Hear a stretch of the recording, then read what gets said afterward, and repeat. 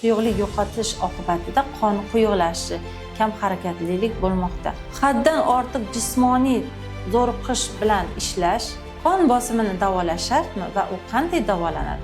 O'zingizcha yoki tanishlaringiz tavsiya qilgan yoki uyda bor dorilarni ichish bu umuman mumkin emas. Birinchi, ikkinchi marta qon bosimi ko'tarilayotganda darhol qon bosimi ko'tarilishi tashxisi qo'yilmaydi. Shuning uchun o'z-o'zingizga tashxis qo'ymasdan albatta shifokorga murojaat qiling. Hozirgi yozning issiq kunlarida qon bosimi ko'tarilishi ko'p kuzatilmoqda. Buning sababi issiqda ko'p terlash, suyuqlik yo'qotish oqibatida qon quyuqlashishi, kam harakatlilik bo'lmoqda.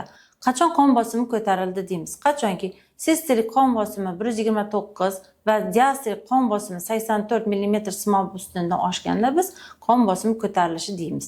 Qon bosimi ko'tarilishi, ya'ni arterial gipertoniya sabablari nimalar? Bular tuzni ko'p miqdorda iste'mol qilish, kam harakatlilik, ko'p asabiylashish, haddan ortiq jismoniy zo'riqish bilan ishlash.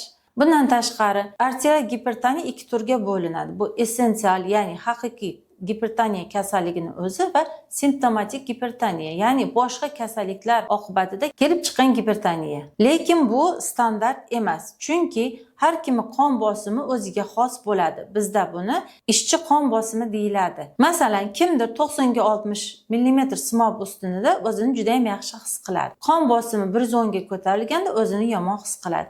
Yoki kimdir o'zini 120 ga 80 da juda ham yaxshi his qiladi. 90 ga 60 bo'lganda o'zini yomon his qiladi. Shuning uchun qon bosimini baholayotganda insonning gavda tuzilishiga, yoshiga, uni organizmda mavjud bo'lgan boshqa holatlarga e'tibor qaratamiz. Qon bosimini davolash shartmi va u qanday davolanadi?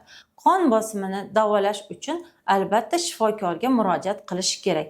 O'zingizcha yoki tanishlaringiz tavsiya qilgan yoki uyda bor dorilarni ichish bu umuman mumkin emas.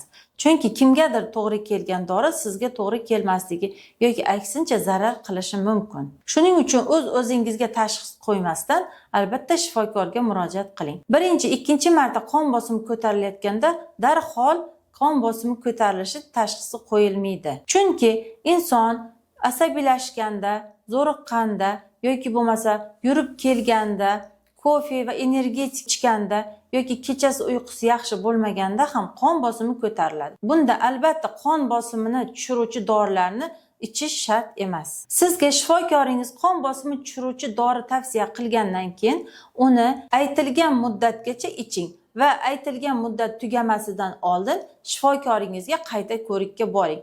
Chunki ko'pincha qon bosimi tushiruvchi dorilar uzoq muddat ichish tavsiya qilinadi.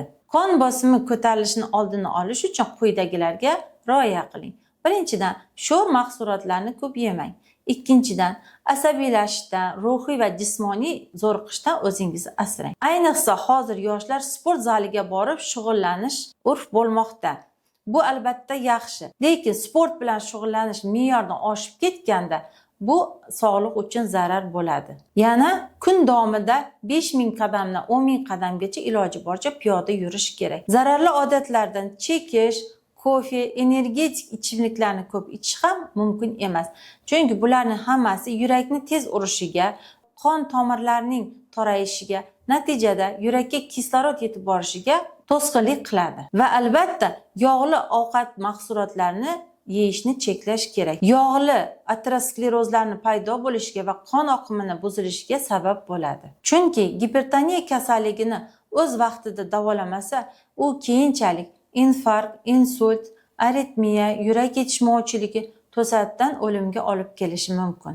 Shuning uchun sog'lig'ingizga bee'tibor bo'lmang. Sog'lom hayotni bugundan boshlang.